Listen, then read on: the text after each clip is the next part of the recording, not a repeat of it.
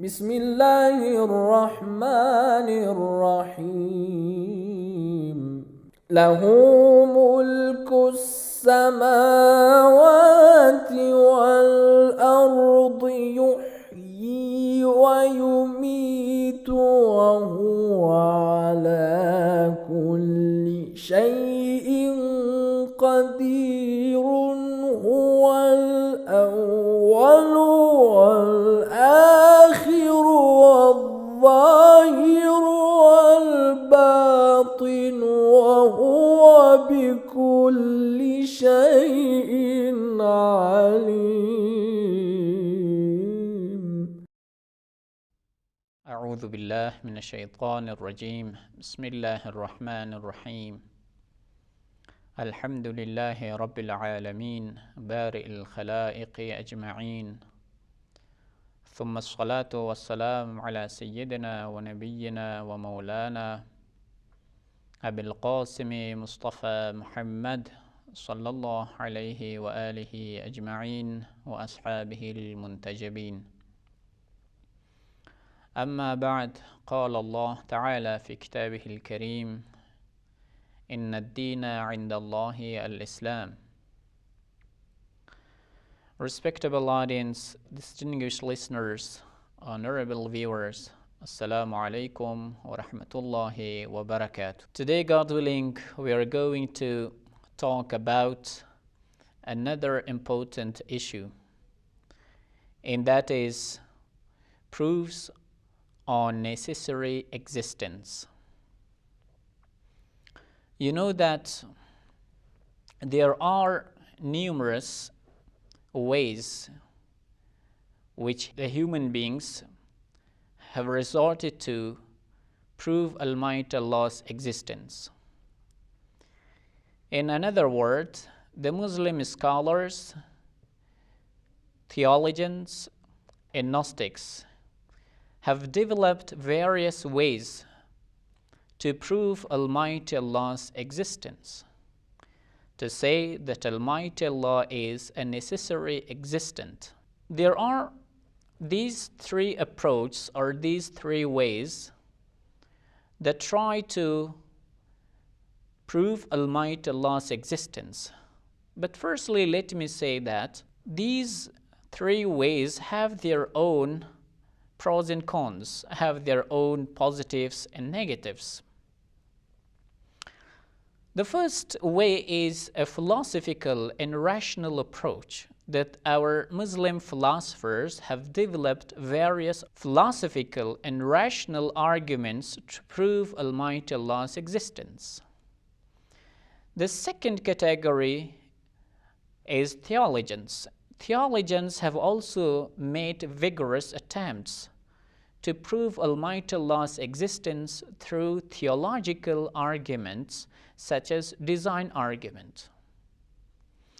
The third category is the mystics or the Gnostics arguments. They have also developed arguments to prove Almighty Allah. So amongst all these three approaches, as I said, a way is better, an approach is good that suits everyone's taste and talent, that should be compatible with his abilities, with his sharp-mindedness, or with his, for example, knowledge. Briefly, I will count some positives and negatives of these three approaches. Firstly, philosophical approach. You know that throughout the history, there have been many philosophers, there have been many religious philosophers, that they tried their best to develop well-organized arguments to prove Almighty Allah's existence. The positive point of these arguments is that they are well organized. The philosophical arguments made by the philosophers are important because these arguments can convince the atheists and those skeptics and those who follow a skeptical approach. So the first positive aspect of philosophical arguments is that philosophical and rational arguments make someone convinced, make someone understand and truly reach the destination, and that is Almighty Allah's existence. The negative aspect of this argument is that there are some very few people, there are some very few figures who can truly understand philosophical arguments.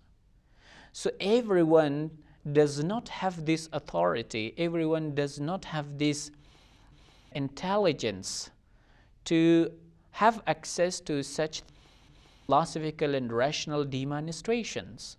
So it is a flaw, or it is a disappointing point in the God with the philosophical arguments, that everyone does not have access to such arguments. This is an important issue. Only those philosophers, those who have deep knowledge, those who have profound understanding of everything, they can reach and they can have access to philosophical arguments. But again, if a person could prove Almighty Allah's existence through philosophical arguments, for sure he has done the best work. I mean, he has truly done a great job. This is first. The second way of proving Almighty Allah's existence is theological arguments. You know, theological arguments have also been developed throughout the history by the theologians to prove Almighty Allah's existence. There are numberless books. There are a huge amount of articles, magazines, particularly addressing theological arguments, particularly addressing Almighty Allah's existence through theological arguments. For example, one of those important theological argument, as it was addressed in the previous lessons, that was the argument of the design, or the design argument. It was saying that you have to think that this world is enjoying an intricate design. So behind this intricate design and complexities, there should be a designer. It can never ever come into existence at random. It can never ever come into existence based on accidents. There should be a wise designer behind all these wonderful phenomena in this world, in this universe. It's starting with ourselves, it's starting to look at the universe. Beautiful trees, beautiful flowers, with beautiful perfume. These were the theological arguments that the Muslim theologians have developed to prove Almighty Allah's existence and to prove Almighty Allah's attributes, knowledge, omnipotence, omniscience, and knowledge.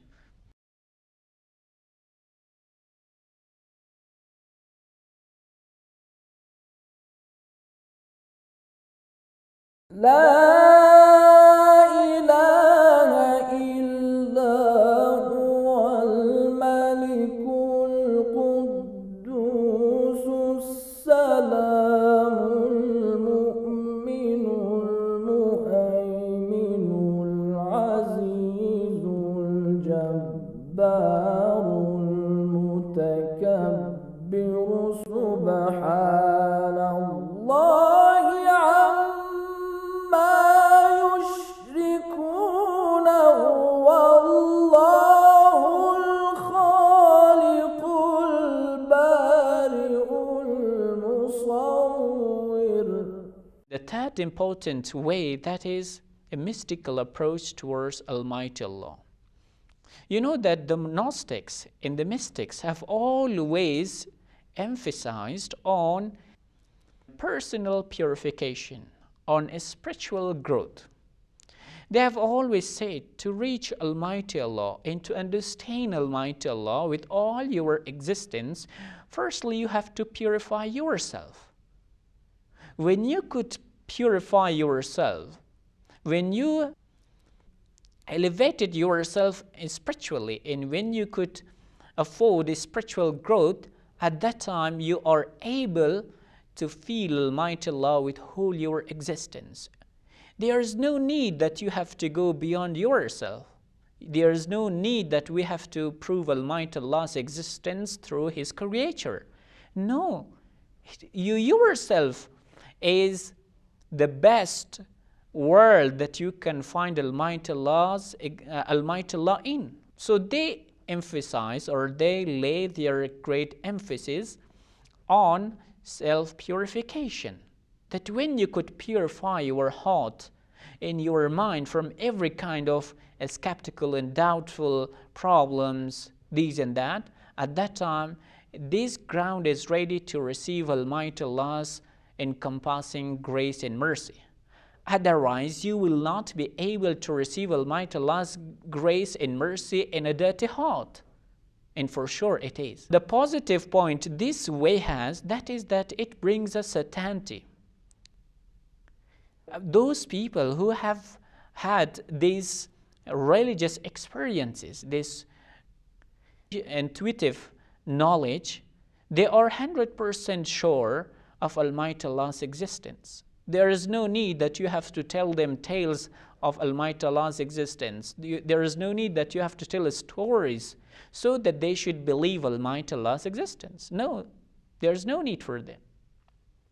They need not that other stories must be told for them.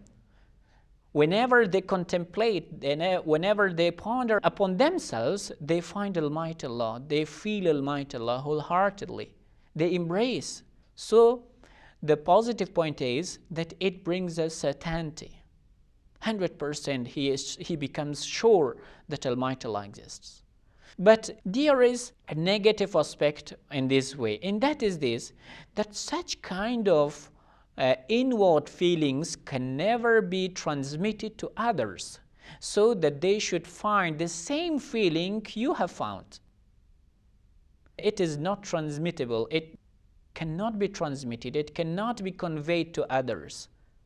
So due to this, some of the mystics could not resist those atheists' arguments. Why? Because the mystics have invested a lot on their own personal experiences. But the atheists say that these experiences are valid for you. But these arguments can never be a trustworthy arguments for me. So these arguments should be made valid. So since the mystics do not resort to philosophical or theological arguments, sometimes they fall short of convincing those atheists. These were the positives and negatives of the three approaches that one can resort to prove Almighty Allah's existence. So now coming to our today's topic, there are proofs that we should, rationally talking, prove Almighty Allah's existence. So today you will be hearing the word of existence and existence a lot, because our proof in the demonstration we right now going to present for you, dear listeners, that is based on existence and existent. إن الله يأمر بالعدل والإحسان وإيتاء ذي القربى وينهى عن الفحشاء والمنكر والبغي يعظكم لعلكم تذكرون. So, dear listeners and respectable audience, one of the most important philosophical arguments that they have developed and they have established to prove Almighty Allah's existence, that is the argument of existence. It means that they have divided existence into two categories. And it can be a self-evident fact, and every one of us can find it, that existence in an intellectual perception is either necessary or is possible. Necessary existence or necessary existent does not stand in need of another existent, for his existence is of its own, while possible existent is an existent that stands in need of another existence or another existent. To make it more clear, I should give an example. Sometimes the existence can be either from ourselves or it can be from others. Consider the cause and effect. If cause does not come, the effect will not be existent. The effect will not come into existence, because effect is always in need of cause.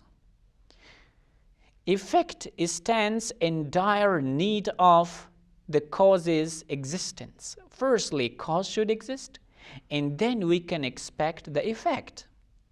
If the cause does not exist, we can never imagine, we can never assume that the effect should come into existence. So the philosophers have divided that all the existence in this world can either be existent from their own selves, they can either exist from themselves, or existence is granted to them. You know that this is a very fallacious question that sometimes the people might ask you that, okay, if Almighty Allah has created the universe, then who has created God? For the principle of cause and effect tells him or tells everyone that if there is an effect, there should be cause. So they take the question further, saying that, okay, if Almighty Allah is the cause of this effect, I mean the universe, so what is the cause of cause? Who is the cause of Almighty Allah? And who has created Almighty Allah? If He has created this universe, so who has created Almighty Allah? This is a problem or a problematic question that have been raised by some of the atheists. We believe that this kind of question should be analyzed. We believe that every possible existent is in need of a cause. Not every existent, because there is an existent, there is a necessary existent whose existence comes from himself, and that is Almighty Allah. So he who has a necessary existence, he does not need another cause in another, we can say, existent to make him exist. No, because he is not possible existent. He is not a contingent existent. He is a necessary existent. A necessary existent is termed in philosophical circles as wajibul wujud. Whosoever is wajibul wujud, he does not need any other cause or any other existent. Rather, he is existent from his own self, this existence comes. Yes, the human beings, the rest of the creatures are possible existence. They are contingent existence. They for sure stand in dire need of other existent, other cause, and that is Almighty Allah. So this question can be responded like this, that yes, every possible existent needs a cause and another existent. Not every kind of existent, which includes necessary existent. Necessary existence is an existent that does not need any cause and does not need any existent. So, dear listeners, Every possible existent needs another existent. Every contingent existence needs another cause, another necessary existent. This question might be asked that, so what is if all the existence were possible?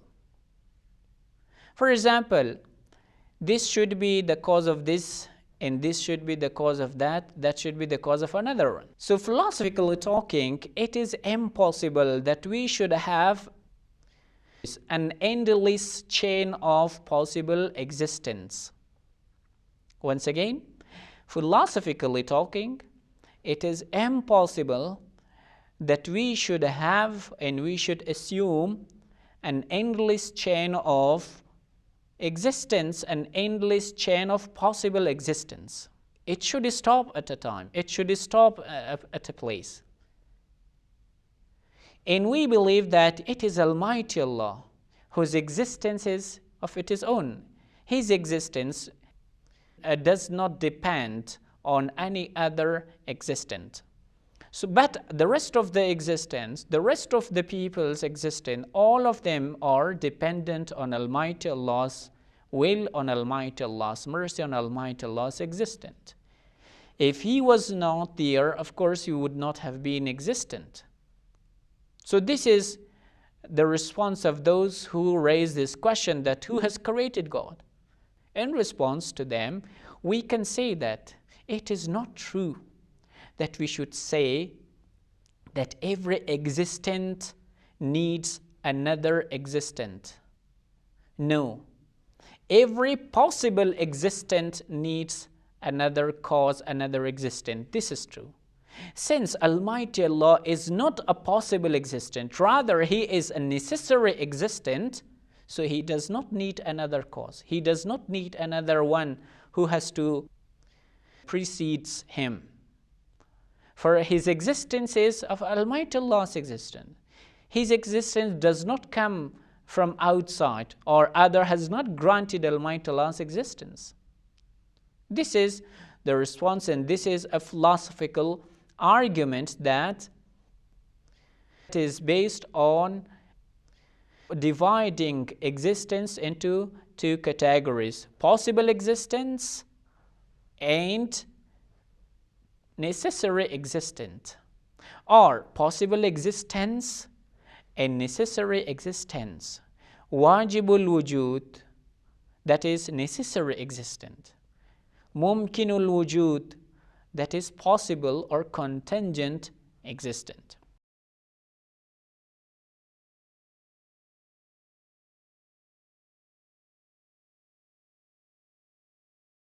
لا إله إلا هو الملك القدوس السلام المؤمن المهيمن العزيز الجبار المتكبر سبحان الله عما يشركون والله الخالق البارئ المصور.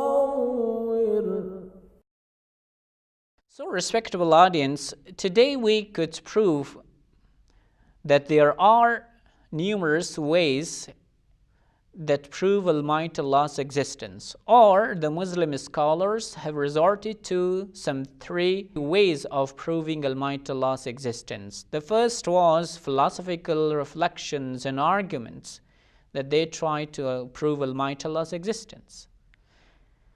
And the second was theological arguments to prove Almighty Allah's existence. And the third was the mystical approach that they developed some other arguments, particularly self-purification, to prove Almighty Allah's existence. And we touched the positives and negatives of all these three approaches. And then we touched in detail one of those arguments that were developed, that have been developed by the philosophical circles, by the Muslim philosophers, to prove Almighty Allah's existence. And that was the argument of possible and necessary existence. We did say that, philosophically talking, so every being or every existence can be divided into two categories. Either that is possible or that is necessary. The possible existence or existent needs and requires a cause. There should be a cause that should bring into being this existence. And we say that for the necessary existent, there is no need of cause, there is no need of other precedent existent, as Almighty Allah's existence, that is of its own. Almighty Allah's existence does not depend on other existence. So this is a very, very crucial issue. Another important concept that has been used in this technical argument, that was the cause and effect. We say that cause and effect, that there should be cause and effect, and you know that we are living in the world where the cause and effect is running. Every cause begets an effect, or every effect is in need of a cause. So we said that this relationship exists. This relationship, causal relationship exists between possible existence, not between possible and necessary existence. In another word, Almighty Allah, since He is a necessary existent, then we cannot say that, so who has created Almighty Allah? No. Causal relationship exists amongst the possible existence. For every possible existence, you can raise this question that who has created this? Not for every necessary and possible existence. So this is another important issue that we have touched. And also we touched this important topic that philosophically talking, it is impossible that we should have an endless chain or series of possible existence. That it should, for example, it should be dependent on B, B should be dependent on C, C should be dependent on D, D should be dependent on, for example, E and F, and it should be endless. That is not philosophically true. A place there should exist that it should be stopped, or it should stop there. So the same case is this world. We believe that this is, for example, this issue is the cause of this, this is the cause of this. And finally, we have to reach a destination where the causes must stop. And when it is stopped, we believe that cause is the first cause, that is an efficient cause, that is the cause, the initial cause that needs not any other cause. So the question is responded that if Almighty Allah has created all this universe, since Almighty Allah is a necessary existent, He does not stand in need of another existent. Thank you very much. Wassalamu alaikum wa rahmatullahi wa barakatuh. اللهم انفعنا بالعلم وزينا بالحلم وجملنا بالعافية وكرمنا بالتقوى إن وليي الله الذي نزل الكتاب وهو يتولى الصالحين